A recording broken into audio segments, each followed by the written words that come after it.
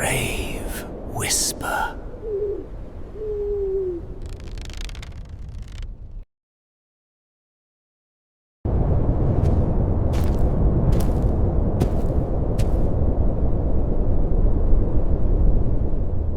I've always believed that history leaves fingerprints.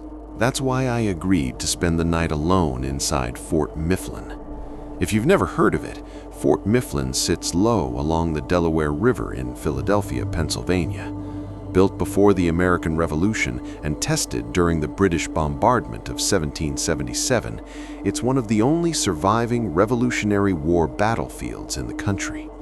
Soldiers bled into its soil, prisoners were held in its stone casements, men died of wounds, disease, and despair inside those walls. And according to dozens of eyewitness reports, some of them from staff, it's still occupied. I run a small YouTube channel focused on historic American hauntings, nothing exaggerated, no fake jump scares, just me, a camera, and whatever waits in the dark. My audience is mostly American history lovers who enjoy their facts with a side of fear. When Fort Mifflin's curator agreed to let me film overnight, I felt like I'd been handed a Pulitzer. She gave me a tour before locking up. The casements were the worst part, arched stone chambers with iron-barred doors and ceilings low enough to make a tall man stoop. During the Revolutionary War and later conflicts, prisoners were confined there. The air felt wrong, heavy and damp, even in dry weather. People hear drums at night, she told me, and footsteps on the parade ground. Residual? I asked. Sometimes, she said carefully. Sometimes not. She didn't smile when she said that. By 8:47 p.m., I was alone. The main gate shut with a hollow metallic echo that rolled across the courtyard and died against brick walls. The Delaware River moved beyond the fortifications, black and silent. I set up 3 static cameras, one facing the parade ground, one inside a casement cell, and one in the officers' quarters. I kept a 4th handheld with me, standard procedure. At 9:32 p.m., I heard the first sound, a drum beat. It was faint, so faint I thought it might be wind knocking something loose, but it came again, a slow, deliberate cadence. Boom, boom, boom, boom. Military, measured, not random. I stepped into the courtyard, the cold October air biting through my jacket. The sound stopped instantly. I stood there for nearly a minute, heart pounding louder than any drum. Nothing. The fort was silent. I told myself what I always tell myself: old places breathe, wood contracts, brick shifts, wind plays tricks. But Fort Mifflin isn't wood, it's stone, and stone doesn't breathe. When I reviewed the live audio feed from the courtyard camera, my stomach tightened.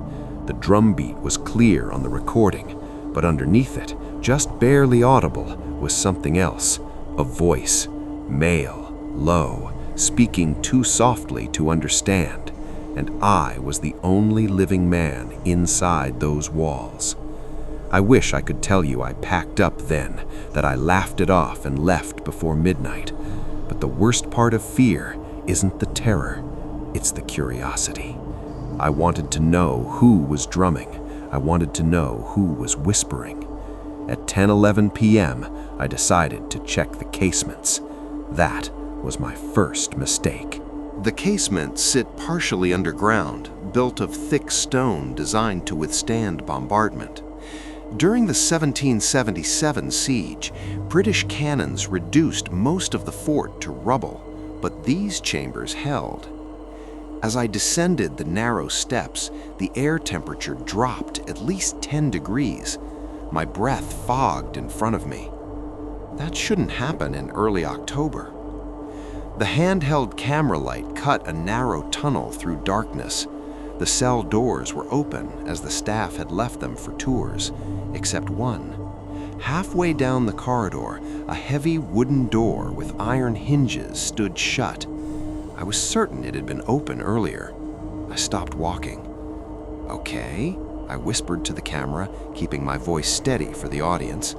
We have a closed cell door that wasn't closed during the tour. My boots echoed too loudly in the confined space as I approached it.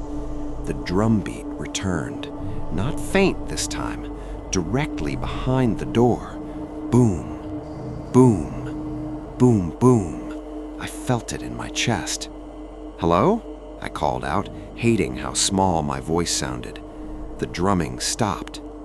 Slowly, the door handle began to turn. I swear to you, I was not touching it. The iron latch lifted. The door creaked open about 3 inches. The smell hit me first. Not rot, not mold. Gunpowder, strong, sharp, fresh, as if a cannon had just fired inside that tiny stone chamber. I pushed the door open the rest of the way. The room was empty. Stone walls, dirt floor, iron ring bolted to the wall. No drum, no person, no source of the smell. But the temperature inside the cell was freezing. My camera battery dropped from 63% to 12% in seconds. I backed out slowly. That's when I heard footsteps behind me. Not in front, behind, in the corridor I had just walked down. Measured, heavy, boots on stone. 1 step, 2, 3, stopping just out of sight around the corner. I didn't chase it, I'm not reckless, but I did call out again. "Are you there?" Silence. Then, a single drumbeat, right beside my ear. I spun around so fast I nearly dropped the camera. No one, nothing, just the corridor and the open door behind me. But when I checked the cell again, the door was closed, and this time it was locked from the inside. I didn't try to open the locked casement door again. I've learned something filming in places like this. When a location gives you a warning, you don't kick it in the teeth. The latch was sealed tight, no visible mechanism holding it from the outside. No wind, no draft, just cold stone and a locked door that hadn't been locked before. And the drumbeat had stopped, for the moment. I climbed the steps back into the open air of the courtyard at Fort Mifflin, forcing myself to breathe normally for the camera. "Okay," I said, keeping my voice level for my viewers. "Casement door just locked itself from the inside. We caught the latch movement. We caught the sound. I'm heading to the parade ground." The Delaware River moved beyond the outer walls, a slick black sheet under the moonlight. The wind had picked up, carrying that damp river smell through the brick archways. For a moment, everything looked peaceful. Then, the drum began again. Not behind me this time, in front of me, dead center of the parade ground. Boom, boom, boom, boom. Slow military cadence, the exact rhythm of a marching unit. I stepped out into the open space, camera raised. My boots crunched over gravel and scattered leaves. The courtyard lights cast long shadows against the old brick officers' quarters. And then I saw it. At first, it was just movement, a distortion in the air, like heat rising from pavement, except it was 38 degrees outside. The distortion thickened, took shape. A line, a straight horizontal line cutting across the courtyard. No, multiple lines, shoulders, hats, the faint outline of men standing in formation. My mouth went dry. "Okay," I whispered. "We have visual anomaly." As I moved closer, the figures became clearer, but not solid, more like layered smoke shaped into uniforms. Tricorn hats, long coats, muskets resting against shoulders. Revolutionary War soldiers, at least 20 of them, all facing forward, all perfectly still. The drumbeat continued, but I couldn't see the drummer. Then, slowly, their heads turned, not toward me, toward the river, and in unison, they raised their muskets. The temperature dropped again, so fast my ears started ringing. Boom! A cannon blast exploded from somewhere beyond the walls. I dropped to one knee out of instinct. The sound wasn't echo, it was immediate, violent, real. My chest rattled. When I looked up, smoke rolled across the parade ground, thick, white battlefield smoke. I couldn't see the brick buildings anymore, couldn't see the gate. The soldiers were no longer transparent. They were solid, flesh, mud, blood. One of them stumbled backward beside me, clutching his side. His uniform was soaked dark. He turned to me, and I could see straight through the hole in his chest. His eyes locked onto mine. "Hold the line!" he gasped. His breath smelled of iron and powder. Another cannon blast roared. The wall behind us exploded into fragments, except I knew that wall had been intact seconds ago. I wasn't watching ghosts. I was inside 1777, the British bombardment of Fort Mifflin. History wasn't replaying. It was happening. A musket fired inches from my left ear. I felt the heat of it. A soldier screamed.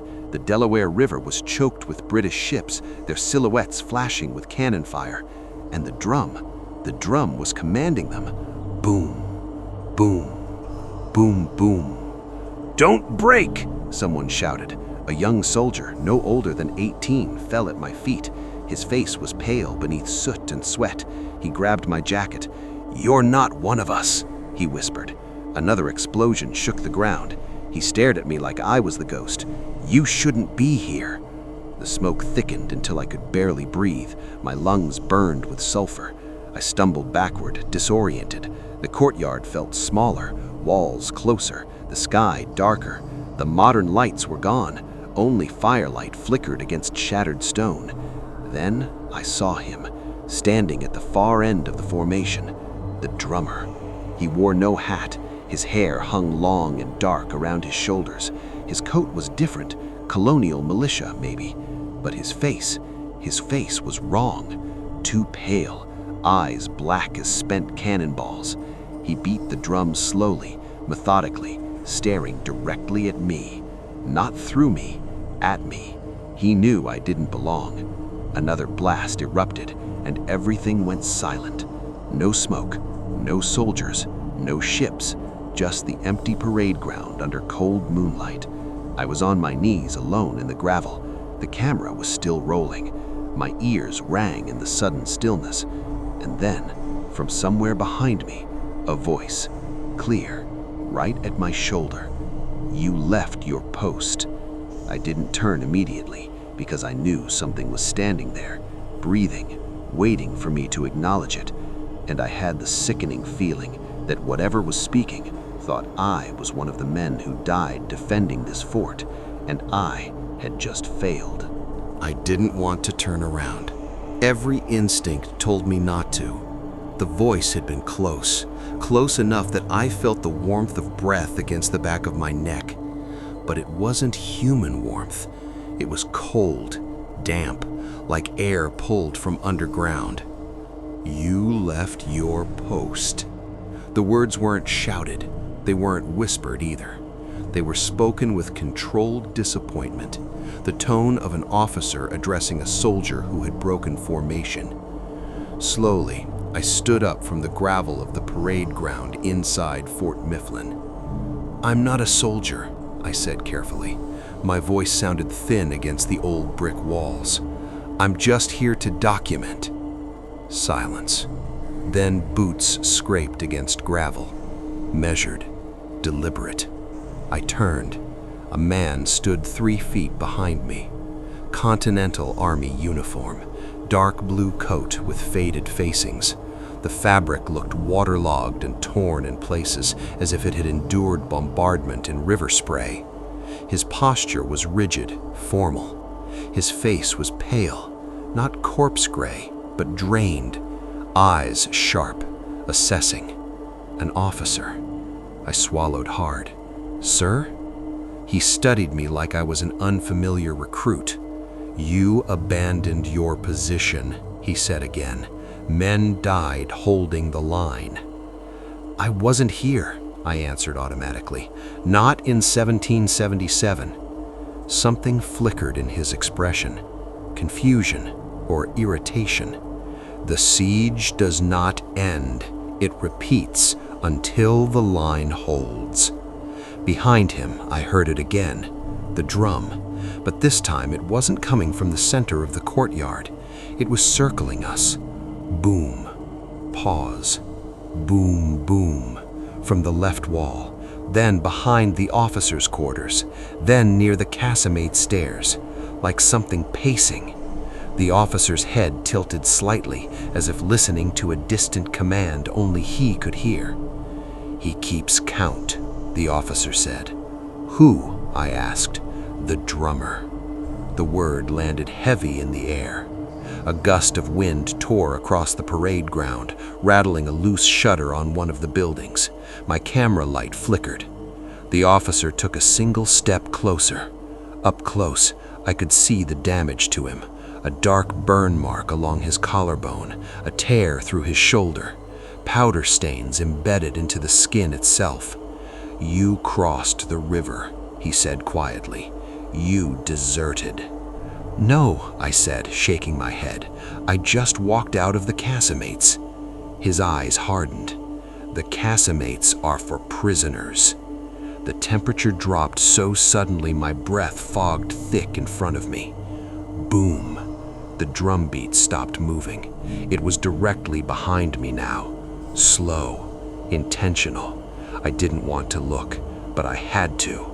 Over the officer's shoulder, at the edge of the courtyard near the shadowed archway, I saw him, the drummer, standing perfectly still, drum strapped to his chest, sticks resting against the taut skin. He wasn't transparent like the soldiers had been earlier. He was solid, defined, and closer than before. The officer didn't turn around. "Do you hear him?" I asked. The officer's jaw tightened. He was not ours.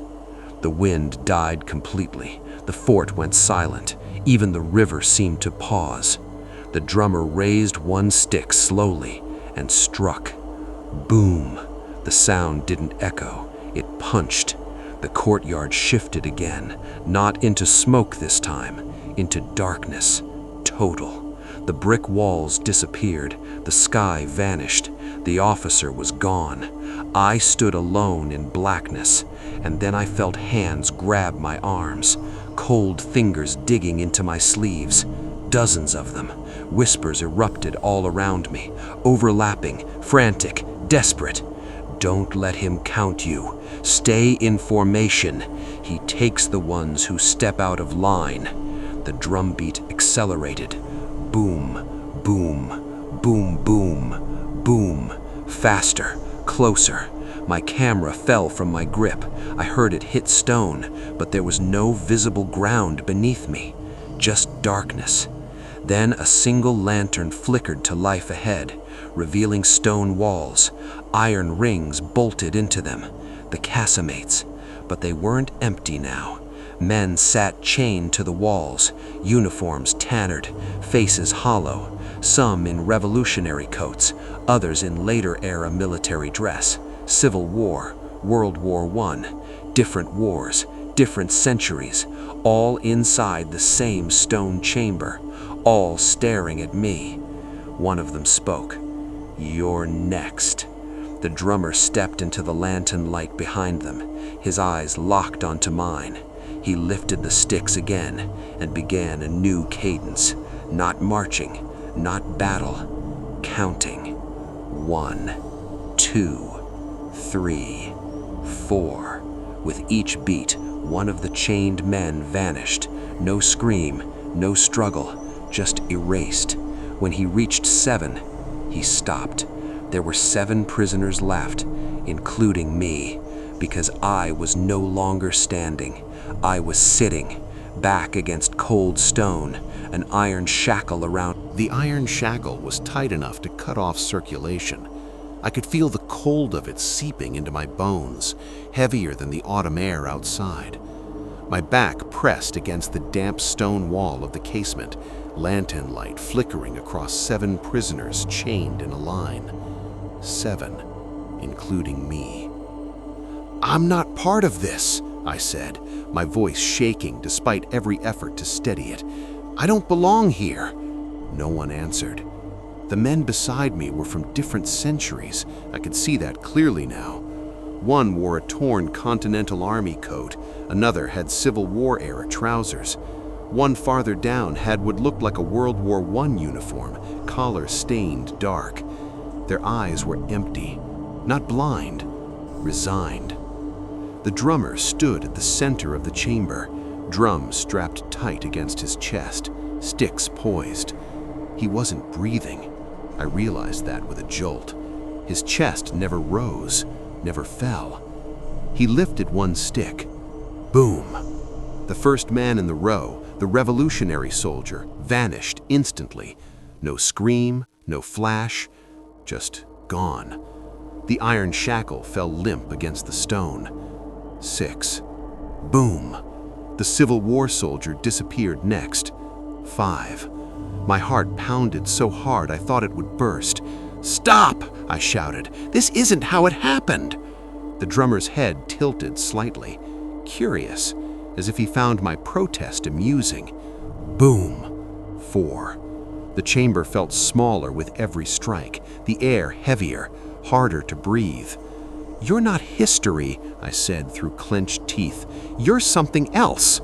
His black eyes narrowed. Boom! 3. The man beside me, a young soldier no older than 20, turned his head slowly toward me. "Don't answer him," he whispered. "Answer who?" I shot back, but the young soldier was already fading. Boom! 2. Now only 2 of us remained. Me and an older man in a tattered blue coat, an officer by the cut of it. He looked familiar, the same officer who had accused me in the courtyard. He stared straight ahead. "You left your post," he said again. The drumbeat slowed. Boom!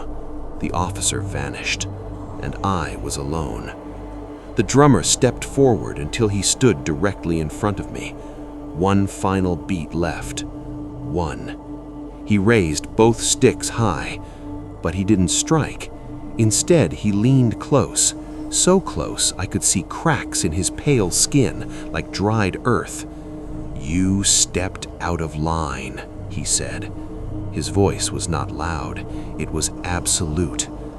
"I was never in your line," I whispered. His smile widened slightly.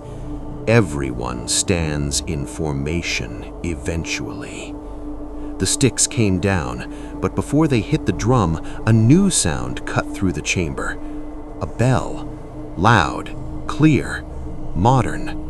The fort's closing bell system, the one that signals tour hours ending. It rang once, twice, 3 times. The drummer froze violently. The lantern flickered violently. The casement walls trembled. The iron shackle around my wrist snapped open like it had rusted through. Light flooded the chamber. Not lantern light, camera light. I was lying on the cold stone floor of the real casement at Fort Mifflin, alone. My camera lay a few feet away, still recording. There were no prisoners, no shackles, no lantern, just empty stone walls. I scrambled to my feet, pulse racing. My wrist burned where the iron had been, but there was no visible mark. The corridor outside was silent. No drum, no footsteps, nothing. I checked the time on my watch. 2:17 a.m. I had lost nearly 2 hours. The battery on my handheld camera was at 3%. I don't know why, but I looked at the wall where I had been sitting, and that's when I saw it. Scratched into the stone, 7 vertical tally marks, fresh, as if carved with a knife moments ago. I reached out and touched them. The stone was warm. Behind me, a single drumbeat echoed faintly from somewhere deep within the fort. Not loud, not aggressive, just enough to remind me he wasn't finished counting, and I had just been spared, for now. I should have left. That's the part that still keeps me up at night. At 2:17 a.m., after losing 2 hours and waking up on the casement floor with tally marks carved into stone, any rational person would have packed up and waited for sunrise by the main gate. But something had changed. The fear was still there, sharp and electric, but beneath it was something worse. Expectation. Like the fort wasn't done with me yet. I retrieved my camera, swapped the battery with shaking hands, and headed toward the officers' quarters inside Fort Mifflin. The building stood along the edge of the parade ground, brick darkened by centuries of weather and war. During the 1777 siege, officers planned defense strategies inside those rooms while cannon fire reduced the outer walls to rubble. Tonight, every window was black. As I stepped inside, the wooden floor creaked under my boots, one of the few parts of the fort that wasn't solid stone. The air smelled older here. Dust, a faint trace of old smoke embedded in the beams. I swept my light across the room. Desk, fireplace, cot, all undisturbed. But the temperature shifted again. Not colder, heavier. The drumbeat didn't return. Instead, I heard something new. Paper, rustling, from the desk. I froze. The room had no open windows, no breeze, but a stack of yellowed documents on the desk began sliding slowly across the surface. One sheet drifted to the floor, then another, like invisible fingers were flipping through them. I approached cautiously, camera trained on the desk. The top page was covered in inked handwriting. Orders, military handwriting, dated November 1777. The ink looked fresh, not faded, fresh, as if written minutes ago. I leaned closer. The final line read, "7 will hold, 1 will falter." My chest tightened. 7, the number again. Behind me, a chair scraped across the floor. I spun around. The chair near the fireplace had moved 3 feet from its original position, and it wasn't empty. The officer stood there, the same one from the courtyard, solid, not transparent. His boots were planted firmly on the wooden floor. "You were counted," he said calmly. "I didn't agree to any of this," I shot back. His eyes flicked to my camera. "You carry strange instruments." "It's a camera," I said. "It records." He stepped closer. "Then you have seen." "Yes," I said. "I saw the siege. I saw the men disappear." His expression didn't change. "The drummer keeps the tally. He was never one of ours." "Then what is he?" The officer hesitated, and for the first time, I saw uncertainty. "He came after the bombardment," he said slowly, "when the dead outnumbered the living." The air in the room seemed to thicken. "The drummer counts the ones who leave their post, the ones who abandon the line." "I didn't abandon anything," I snapped. The officer stepped closer until we were nearly face to face. "You walked away." The accusation landed heavier this time. I remembered the courtyard, the soldiers turning toward the river, the young man grabbing my jacket. "You're not one of us." But what if stepping into the vision had placed me in formation, and walking back out had broken it? The officer's voice softened. "He does not care for time, only formation." The floorboards groaned behind me, slow, measured, footsteps. Not boots on stone this time, bare feet on wood. I turned. The drummer stood in the doorway, no sticks raised, no movement, just watching. The officer stiffened, but did not turn around. "He cannot take what stands," the officer said quietly. The drummer took one step into the room. The lights flickered. My camera glitched, screen filling with static for half a second. He can only take what breaks rank. The drummer's head tilted toward me, as if waiting, testing. The officer's voice dropped to a whisper. "Stand your ground." The room fell silent. The drummer raised one stick slowly, but didn't strike. He was waiting for me to move, to panic, to step back, to run. Because if I broke formation, if I stepped out of line, he would finish counting. And this time, no bell would save me. I didn't move. Every instinct in my body screamed at me to back away from the doorway.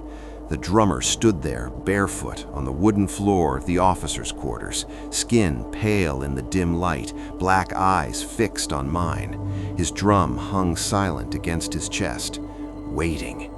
The officer stood beside me, rigid as a statue. "Stand," he whispered. My legs felt like water. My pulse pounded in my throat, but I locked my knees and planted my boots firmly into the floorboards inside Fort Mifflin. "I'm not in your war," I said, forcing the words out slowly, "but I'm not running." The drummer's expression didn't change.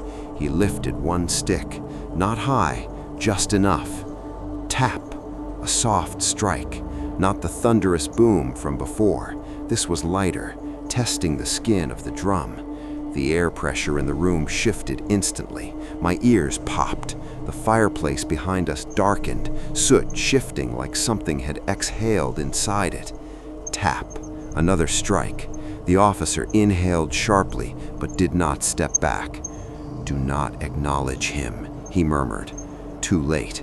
I was already staring straight at the drummer. His lips parted slightly, and I heard something that chilled me worse than the counting ever had. Marching. Outside. Dozens of boots on gravel. Perfect rhythm. In formation. The parade ground again, but no cannon fire this time. No smoke. Just marching. Getting closer. The drummer struck again. Tap. Tap. Tap, tap. The cadence shifted. It wasn't counting anymore. It was summoning. The walls of the officers' quarters began to vibrate softly. Dust sifted from the ceiling beams. My camera screen flickered, catching movement in the hallway behind the drummer. Shadows, rows of them, men standing shoulder to shoulder, but they weren't the revolutionary soldiers I'd seen earlier. These figures were darker, distorted. Their outlines flickered like broken film, and they were facing inward, toward the room, toward me. "He is forming a new line," the officer said quietly. My stomach dropped. "With who?" I asked. The officer didn't answer. The drummer's gaze sharpened. The shadows behind him began stepping forward into the doorway, one by one. Not solid, not human, just impressions of men shaped by absence, and they were taking positions along the walls, inside the room, flanking me, forming ranks. I understood then. If I stepped back, if I broke position, I wouldn't just disappear. I'd join them, one more shadow in formation. The drumbeat grew louder. Tap, tap, tap, tap. Faster. My breathing matched it against my will. The officer straightened beside me. "This fort was held under bombardment for weeks," he said firmly. "We did not yield." The shadows were almost fully inside now, lining the walls like silent sentries. The drummer took one more step forward, and for the first time, he spoke clearly enough for both of us to hear. "Replace." One word. Cold, commanding. The officer's jaw tightened. "He seeks balance," he said. "Balance of what?" I asked. 7. The number echoed in my mind. 7 tally marks, 7 prisoners, 7 to hold, 1 to falter. The drummer raised both sticks high, this time not for counting, for judgment. If he struck, if I moved, I knew it would be over. My muscles trembled from holding still. Sweat trickled down my back despite the cold air. The marching outside stopped abruptly. Total silence. The drummer's sticks hovered mid-air. Seconds stretched. Then a new sound pierced the stillness. Not a bell, not a drum, an engine, faint, distant, from beyond the fort walls. Modern, real. Headlights flashed briefly through the window slats, sweeping across the room in bright white beams. The shadows flickered violently at the sudden intrusion of present-day light. The drummer's face twisted, not in fear, but irritation. The officer stepped forward beside me. "Now," he said firmly. I didn't understand at first. Now what? Hold. So I did. I stood my ground as the headlights passed, as the engine noise faded, as the modern world brushed against the edge of the fort like a reminder that time had moved on. The drummer lowered his stick slowly. The shadows along the walls dissolved into thin air, one by one, until the room was empty again. Just me and the officer and the silent drum. The drummer stared at me a moment longer, then stepped backward into the hallway and vanished. The pressure in the room lifted instantly. The temperature normalized. The floorboards stopped vibrating. The officer looked at me with something almost like respect. "You held," he said quietly. Before I could respond, he faded too, leaving me alone in the officer's quarters at 3:41 a.m. My camera was still recording, and outside, the drum did not return, but I knew something worse. The siege might have ended, but the tally was not erased. By 3:41 a.m., the officers' quarters were empty. No shadows, no officer, no drummer. Just the quiet hum of my camera and my own breathing trying to steady itself. I checked the footage immediately. The room looked normal on screen. No shadows lining the walls, no pale drummer in the doorway, no officer beside me. Just me, standing alone, frozen in place, whispering, "Hold, hold, hold," over and over again. I felt my stomach turn because I remembered speaking to them, but on camera, there was no one there. A loud metallic clang echoed from outside, not supernatural, physical, real. It came from the direction of the river. I stepped out of the quarters and into the courtyard of Fort Mifflin. The night air felt sharper now, cleaner. The moon hung low over the Delaware River, casting pale silver across the water. Another clang, like metal hitting stone, from the outer battery near the waterline, the part of the fort that took the worst bombardment during the 1777 siege. I hesitated. The drum hadn't returned, but something else had started, and deep down I knew this wasn't random. It was the final movement. I walked toward the river wall. Each step felt deliberate, like I was being drawn into position again. Gravel crunched beneath my boots. The wind picked up, whipping cold river air against my face. When I reached the outer wall, I saw it. The river wasn't calm anymore. The surface churned, not violently, but unnaturally. Circular ripples spreading outward from a single point about 20 yards from shore. There were no boats out there, no debris, no visible cause. The ripples tightened, condensed, and something broke the surface. At first, I thought it was driftwood. Then I saw fingers. A hand emerged from the black water. Then another, gripping nothing, reaching upward. More hands followed, dozens of them, not solid, not fully formed, but pale, desperate, pulling at the air as if trying to climb out of the river itself. My throat closed. During the siege, wounded soldiers were evacuated across the Delaware. Some boats were destroyed. Some men drowned. History says many bodies were never recovered. The water bulged again, and a face surfaced. Not gasping, not struggling, just staring. Eyes open, clouded, locked onto mine. Then another face, and another. They weren't climbing out. They were rising vertically, as if standing beneath the surface. And they were all looking at the fort, not at me, at the walls, waiting. The metallic clang came again, this time from directly below my feet. I looked down. The iron ring bolts embedded in the stone wall were rattling, as if something beneath the water was pulling on chains attached to them. The river surged once, hard. A wave slapped against the fort wall, spraying icy water over my boots. And then, the drum returned. Not from inside the fort, from the river. Deep, muffled. Boom. The sound traveled through the water instead of air. Boom. The hands froze mid-reach.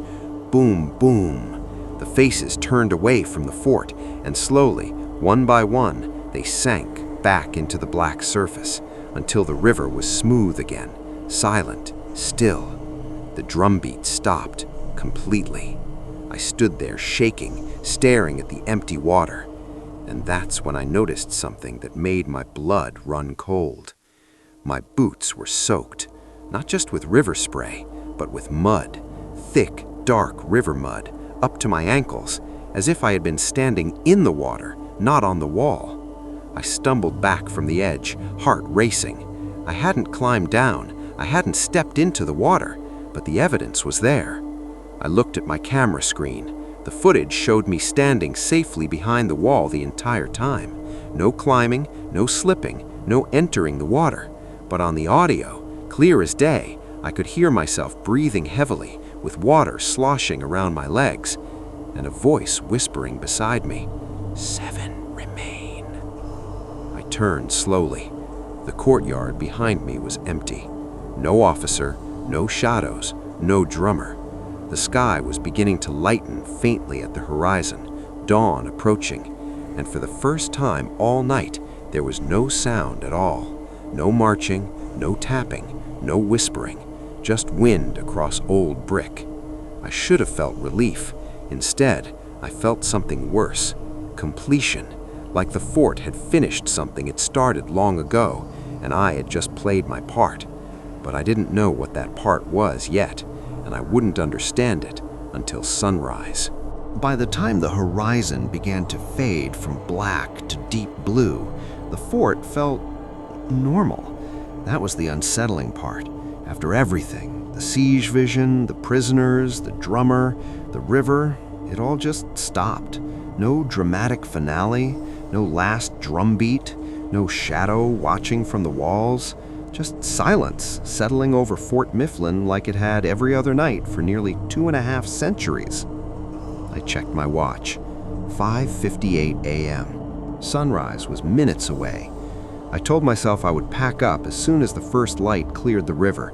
I didn't want to be inside those walls another second longer than necessary. But before leaving, I had to do one thing. I had to go back to the casement. I don't know why. Closure, maybe? Or maybe something inside me needed to see that wall again? The steps down felt less oppressive in the faint early light filtering through narrow openings. The air was cold, but not suffocating like before. When I reached the chamber where I'd woken up at 2:17 a.m., I paused at the doorway. Empty, completely. No lantern glow, no shadows, no prisoners chained to stone, just bare walls. I stepped inside slowly. The tally marks were still there. 7 vertical lines carved into the stone. Rough, uneven, fresh. I ran my fingers over them again. Cold this time, not warm, as if whatever force had marked them had finished its work. I swallowed and turned to leave, and froze. There were now 8 marks. My breath caught in my throat. 8! I was absolutely certain there had been 7. 7 prisoners, 7 remaining, 7 tally scratches. Now there were 8. The newest one wasn't beside the others. It was slightly lower, crooked, like it had been carved in a hurry. My heart pounded as realization crept in. 7 remain. That's what the whisper had said at the river. 7 remain. Not 7 taken, 7 remain, which meant 1 had been added. A sudden rush of memory hit me. The officer's words, 7 will hold, 1 will falter. I stepped backward, shaking my head. No, I whispered. I didn't falter, I held. But had I? I thought back to the officers' quarters, the drummer waiting for me to move, the headlights from outside breaking the moment. That interruption, that wasn't strength, that was chance. If that car hadn't passed the outer road, if modern light hadn't cut through the darkness, would I have stood firm or would I have broken? The air in the chamber shifted subtly, not cold, not heavy, just aware. I slowly lifted my camera and aimed it at the wall. "Documenting final condition of casement chamber," I said, my voice steady for the sake of my audience. Tally marks appear to have increased from 7 to 8. As I spoke, something changed. The 8th mark began to darken, not visibly moving, but deepening, like fresh blood soaking into carved stone. I staggered back. The iron ring bolted to the wall rattled once, softly, and I heard it again. Not loud, not aggressive, a single drumbeat. Boom. But it wasn't inside the fort. It wasn't outside either. It was closer, much closer. My pulse synced with it. Boom. I felt it in my chest. Boom. Not external, internal. I dropped the camera. The sound didn't stop. It was my heartbeat, but slower, heavier, measured, military cadence. I pressed a hand against my sternum. It wasn't racing anymore. It was marching. Boom. Pause. Boom, boom. My breathing hitched. "No," I whispered. "That rhythm, the same rhythm from the courtyard, from the siege, from the counting." My heart was keeping his tempo. The chamber walls seemed to lean inward, not physically, but perceptually, as if closing ranks. I stumbled toward the exit. The drumbeat continued in my chest, steady, commanding. And then it stopped. Completely. For one terrifying second, there was nothing. No heartbeat, no sound, no air. Then, a normal pulse returned. Fast, panicked, human. I collapsed against the corridor wall, gasping. The fort was silent again. No drum, no whisper, no movement. Just the faint glow of sunrise filtering down the stairwell. I forced myself to stand. I didn't look back at the tally marks. I didn't want to see if there were 9. I climbed the steps into the morning light. The sky over the Delaware River was pink and gold. Birds were chirping. Traffic hummed faintly in the distance. It felt like the world had reset. But as I walked across the courtyard one final time, I noticed something that made my legs go weak. In the gravel of the parade ground, fresh footprints, bare, leading in a straight line, stopping exactly where I had stood during the siege vision. And beside them, boot prints, my size, lined up perfectly in formation, as if I had been standing there much longer than I remembered. I left Fort Mifflin at 6:32 a.m. The staff member unlocking the front gate smiled politely and asked how the night went. I told her it was productive. That's the word I used, productive. I didn't mention the siege. I didn't mention the prisoners. I didn't mention the drummer. Because the fort looked harmless in daylight. School buses were already lining up in the parking area. A group of elementary students walked toward the entrance, laughing, completely unaware of the weight inside those brick walls. The Delaware River sparkled peacefully behind them. History felt contained again, documented, safe, but my hands wouldn't stop shaking. Reviewing the footage. When I got home, I did what I always do after an overnight investigation. I reviewed every second of footage. All 4 cameras, multiple angles, hours of silence. Except, it wasn't silent. The courtyard camera captured me stepping into the parade ground at 9:32 p.m., but there were no soldiers visible. No smoke. No siege. Just me, dropping suddenly to one knee, flinching, shouting unheard commands into empty air. The audio, however, was different. Clear cannon fire, clear musket shots, men shouting, and beneath it, a drum. The cast-make footage was worse. The video showed me walking in alone, standing still in front of an empty wall, then sitting down slowly against it, holding my wrist up like something was attached to it, talking to someone who wasn't there.